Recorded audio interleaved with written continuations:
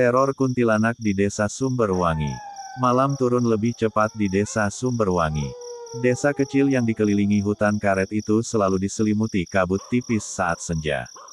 Orang-orang di sana punya satu kebiasaan yang tidak pernah dilanggar, tidak keluar rumah setelah pukul 9 malam. Bukan tanpa alasan.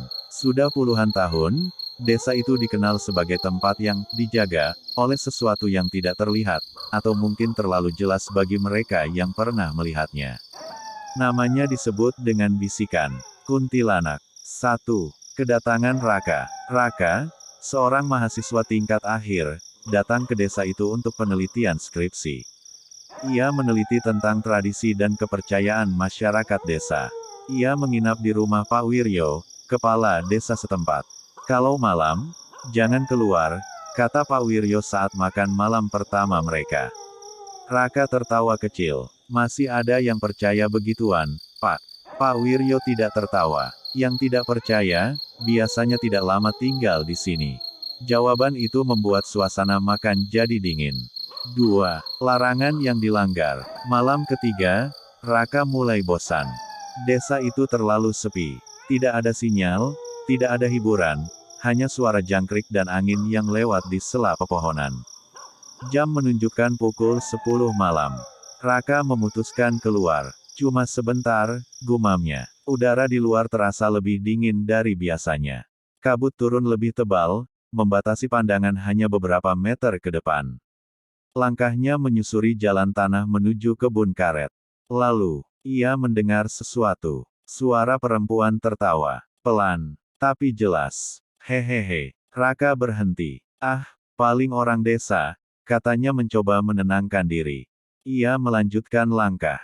Suara itu muncul lagi. Kali ini lebih dekat. Hehehehehe. Raka menoleh ke kanan. Tidak ada siapa-siapa. Kabut hanya bergoyang perlahan. 3. Pohon tua. Ia sampai di sebuah pohon besar, pohon beringin tua yang katanya sudah ada sejak desa itu berdiri. Tiba-tiba, angin berhenti. Suasana jadi sunyi total. Tidak ada jangkrik. Tidak ada daun bergerak. Lalu, KREEKK. Suara dahan bergerak. Raka mendongak. Di atas pohon itu, ada sesuatu. Putih. Diam. Menggantung. Dan perlahan, kepalanya miring. Rambut panjangnya menjuntai menutupi wajah. Raka membeku. Makhluk itu turun perlahan, bukan dengan cara memanjat, tapi melayang. Dan saat wajahnya terlihat, mata merah, kulit pucat kebiruan, mulut tersenyum lebar hingga hampir robek. Kuntilanak. 4. Kejaran. Raka lari sekuat tenaga. Suara tawanya menggema di belakang. Hehehehehehe. Langkahnya terasa berat, seperti ditarik sesuatu. Kabut semakin tebal. Ia tersandung dan jatuh. Saat ia menoleh, makhluk itu sudah tepat di belakangnya. Wajahnya hanya beberapa sentimeter dari wajah Raka. Bau busuk menyengat, seperti tanah kuburan yang baru digali. Kenapa kamu keluar? Bisik suara itu, parau dan dingin. Raka tidak bisa bergerak. Tubuhnya kaku. Makhluk itu mengangkat tangannya. Kuku panjangnya mengarah ke wajah Raka. 5. Pagi yang aneh. Raka, bangun. Raka membuka mata. Ia sudah di dalam rumah Pak Wiryo. Tubuhnya penuh keringat. Bapak nemuin kamu pingsan di jalan, kata Pak Wiryo. Raka terdiam. Itu bukan mimpi, Pak, katanya pelan. Pak Wiryo menghela napas. Kamu lihat dia? Iya. Raka mengangguk pelan. Sejak saat itu, semuanya berubah. 6. Teror dimulai. Malam berikutnya, Raka tidak keluar rumah. Tapi itu tidak menghentikan teror. Ia mulai mendengar suara itu lagi. Dari luar jendela. Hehehe. Lalu dari atap. Duk, duk, duk. Seperti ada yang berjalan di atas rumah. Suatu malam, ia memberanikan diri melihat keluar jendela. Kabut tebal menutupi halaman. Lalu perlahan, sosok putih itu muncul di antara kabut. Berdiri diam, menatap langsung ke arah Raka. Meski wajahnya tertutup rambut, Raka tahu. Makhluk itu, melihatnya. 7. Mimpi yang sama. Setiap malam, Raka mengalami mimpi yang sama. Ia berada di bawah pohon beringin. Ada seorang wanita hamil, menangis. Bantu aku, katanya. Perutnya berdarah. Lalu tiba-tiba, wanita itu menjerit. Tubuhnya melayang. Rambutnya memanjang. Dan berubah menjadi sosok yang sama yang dilihat Raka. Raka terbangun dengan napas tersengal. 8. Rahasia desa. Raka akhirnya meminta penjelasan. Pak Wiryo duduk lama sebelum bicara. Dulu, ada seorang wanita, katanya pelan. Dia hamil di luar nikah. Warga desa mengusirnya. Wanita itu tinggal di dekat pohon beringin. Suatu malam, ia ditemukan mati. Gantung diri. Tapi, perutnya sudah terbuka. Janinnya hilang. Sejak itu, lanjut Pak Wiryo. Dia tidak pernah pergi. Raka merinding. Dan sekarang, dia memilih kamu. 9. Malam terakhir. Malam itu, suara tawa terdengar lebih keras dari sebelumnya. Hehehehehehe. Pintu rumah bergetar. Jendela terbuka sendiri. Angin masuk kencang. Raka melihat. Sosok itu masuk. Melalui jendela. Tidak berjalan. Melayang. Kenapa kamu datang? Suara itu berubah jadi marah. Raka mundur. Aku cuma penelitian. Makhluk itu tertawa keras. Sekarang, kamu milikku. Tiba-tiba, lampu mati. Gelap total. Raka merasakan sesuatu di lehernya. Dingin. Seperti tangan. 10. Pengorbanan. Pak Wiryo masuk membawa sesuatu, air dan daun-daunan. Ia menyiramkannya ke arah makhluk itu. Makhluk itu menjerit. Suara yang memekakkan telinga. Raka jatuh. Pak Wiryo menariknya keluar rumah. Lari. Teriaknya. Mereka berlari menuju musola desa. Di belakang mereka, suara tawa berubah jadi jeritan marah. 11. Akhir yang tidak selesai. Keesokan harinya, Raka memutuskan pergi dari desa itu. Sebelum pergi, Pak Wiryo berkata, dia belum selesai denganmu. Raka mencoba melupakan semuanya. Ia kembali ke kota, hidup normal, atau setidaknya, mencoba. 12. Teror berlanjut. Beberapa minggu kemudian, Raka mulai mendengar sesuatu lagi. Di apartemennya, hehehe, ia membeku. Pelan-pelan, ia menoleh ke arah jendela. Di lantai 10. Tidak mungkin ada orang di luar sana. Tapi, di balik kaca, sosok itu berdiri. Rambut panjang, gaun putih, dan senyuman yang sama, penutup. Beberapa bulan setelah itu, tetangga menemukan kamar Raka kosong. Jendela terbuka, tirai bergoyang, dan di kaca, ada tulisan dari dalam. Aku tidak sendiri lagi. Polisi datang ke apartemen Raka. Tidak ada tanda-tanda perlawanan. Tidak ada darah. Tidak ada jejak kaki. Seolah-olah, Raka tidak pernah ada di sana. Namun satu hal yang membuat mereka bingung. Di dinding kamar, muncul goresan-goresan baru. Seperti tulisan yang dibuat dengan kuku.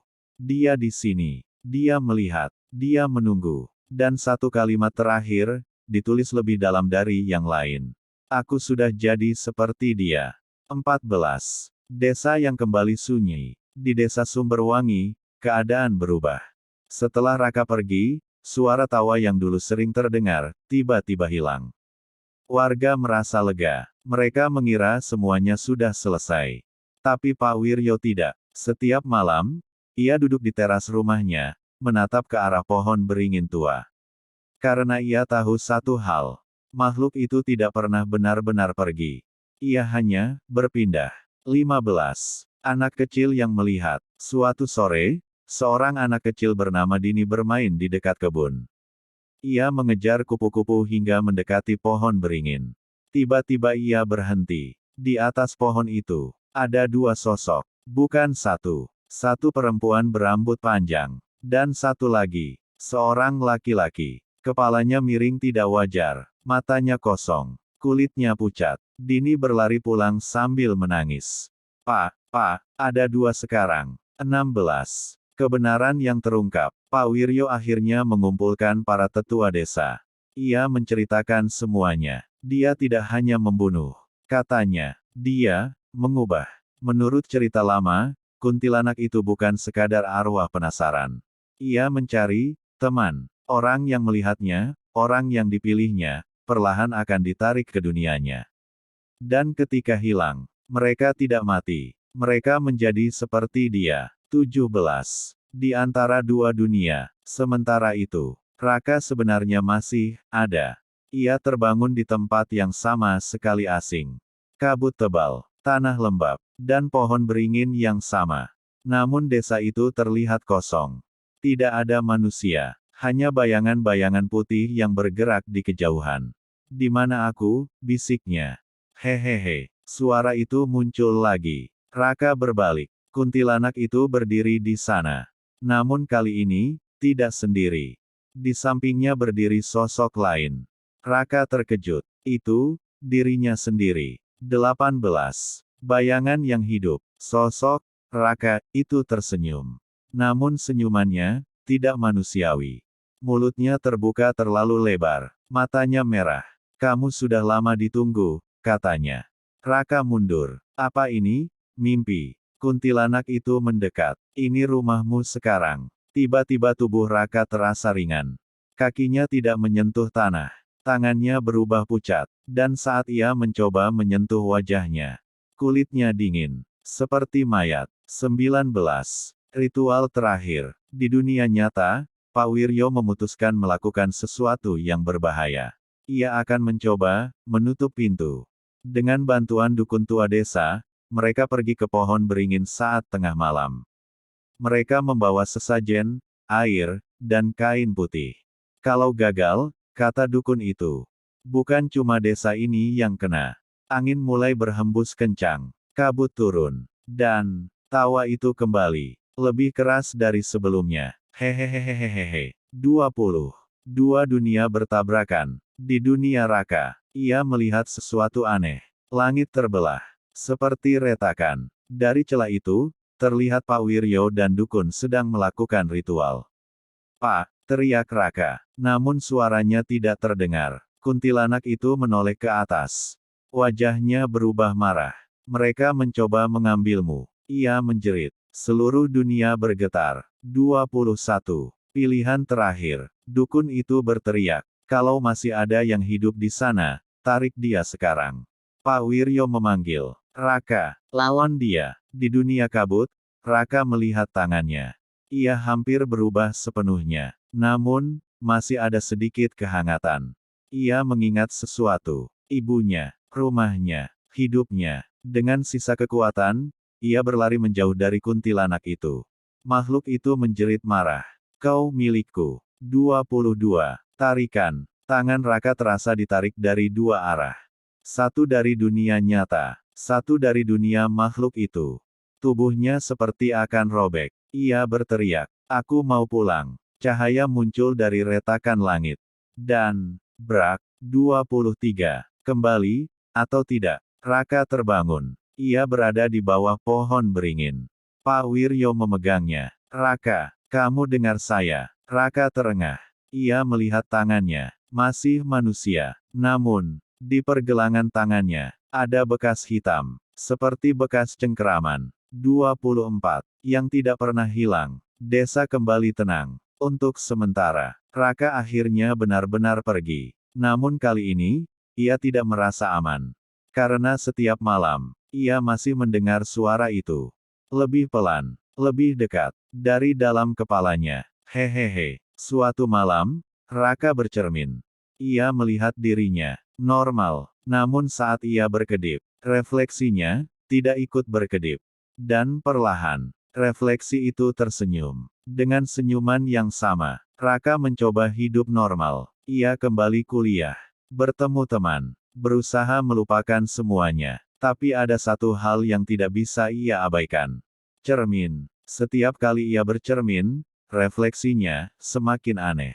Kadang terlambat bergerak, kadang tersenyum sendiri, kadang tidak ada sama sekali. Suatu malam, listrik padam. Raka menyalakan lilin. Cahaya redup memantulkan bayangan di cermin. Ia menatap dirinya. Lama, sunyi. Lalu, refleksinya mengangkat tangan. Padahal Raka tidak. 27. Panggilan terakhir. Hehehe. Suara itu sekarang tidak lagi datang dari luar. Tapi dari dalam kepalanya. Raka menutup telinga. Pergi, pergi. Namun suara itu berubah jadi bisikan. Kamu belum selesai. Tiba-tiba, Pergelangan tangannya terasa panas. Bekas hitam itu bergerak. Seperti sesuatu di bawah kulitnya. Menyebar perlahan ke lengan. 28. Desa yang memanggil. Tanpa sadar, Raka mulai bermimpi lagi. Desa Sumberwangi. Pohon beringin. Kabut. Namun kali ini berbeda. Ia tidak berdiri di bawah pohon. Ia berada di atasnya. Duduk. Menggantung. Menatap ke bawah. Dan di bawah sana, ada seseorang yang berjalan. Orang baru. Pendatang. Raka tersenyum. 29.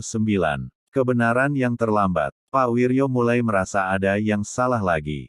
Suara tawa, kembali. Namun kali ini berbeda. Lebih dari satu. Ia menghitung. 1, 2, 3.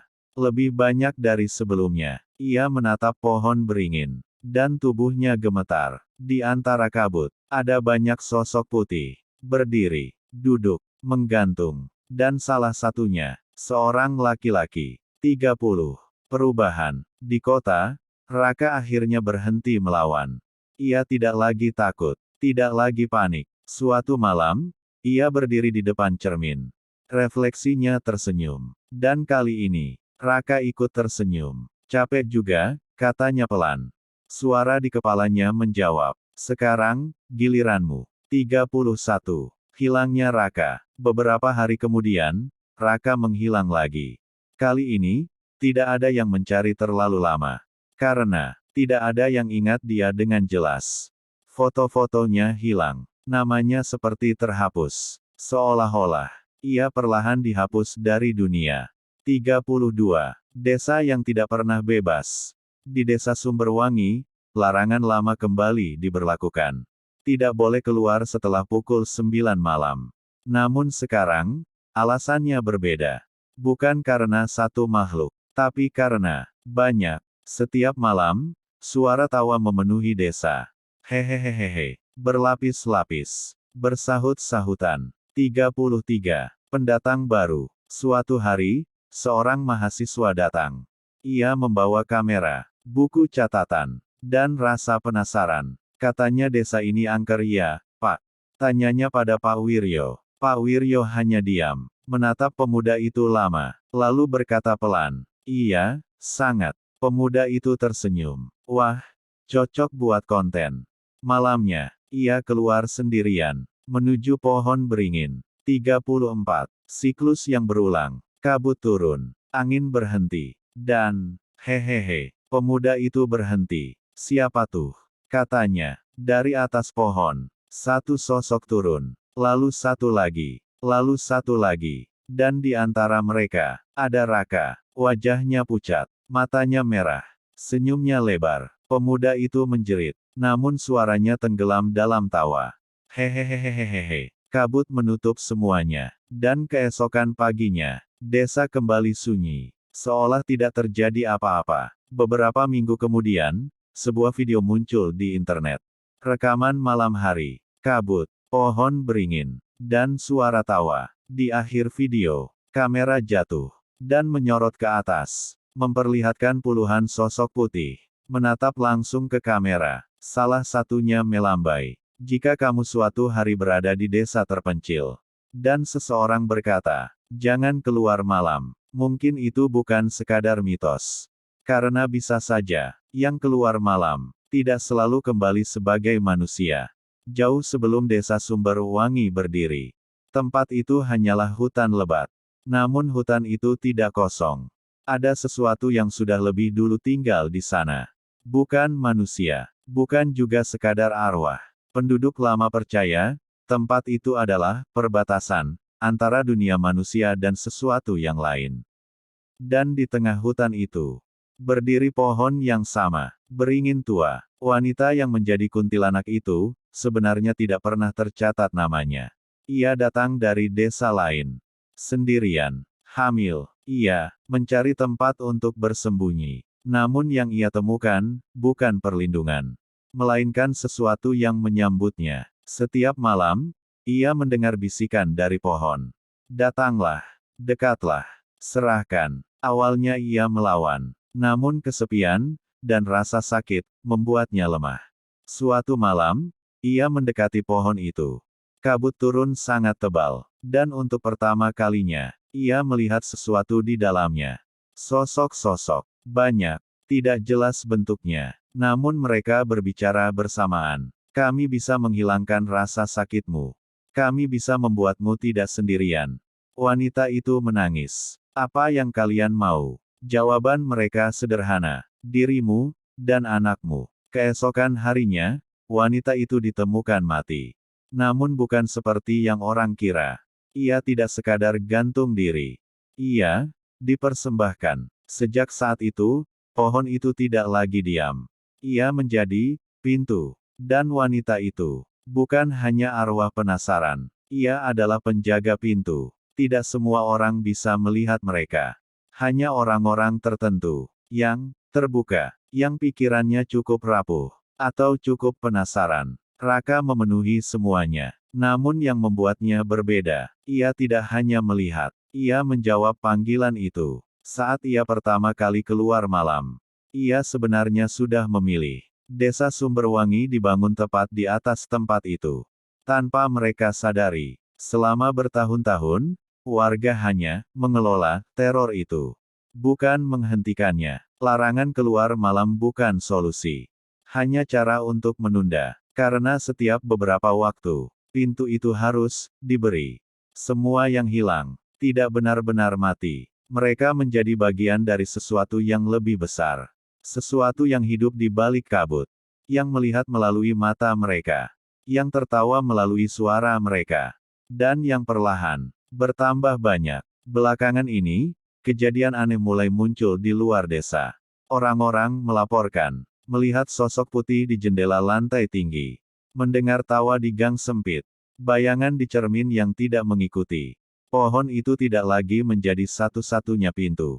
Pintu-pintu baru mulai terbuka. Dan setiap orang yang melihat, berisiko menjadi bagian berikutnya. Raka tidak lagi seperti dulu. Ia tidak lagi manusia, namun juga tidak sepenuhnya seperti yang lain. Ia sadar, dan itu yang membuatnya lebih berbahaya. Kadang, ia mencoba memperingatkan.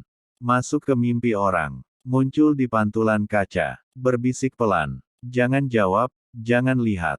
Namun seringkali, sudah terlambat. Sekarang, kamu sudah membaca sampai sini. Mungkin kamu merasa ini hanya cerita. Fiksi, tidak nyata. Namun ada satu hal yang perlu kamu ingat. Semua yang mereka butuhkan hanyalah perhatian, rasa penasaran, dan satu momen kecil saat kamu mendengar sesuatu dan memilih untuk menoleh. Jika suatu malam kamu mendengar tawa pelan, melihat bayangan di sudut mata, atau merasa ada yang memperhatikan, jangan dicari, jangan dilawan, dan yang paling penting, jangan dijawab. Itu artinya kamu mengakui mereka. Dan saat itu terjadi, mereka akan tahu bahwa kamu bisa melihat. Penutup terakhir, malam ini, jika kamu sendirian, coba dengarkan baik-baik. Di antara suara sunyi, mungkin ada sesuatu yang lain. Sangat pelan, hampir tidak terdengar. Namun jika kamu fokus, kamu mungkin akan mendengarnya. Hehe.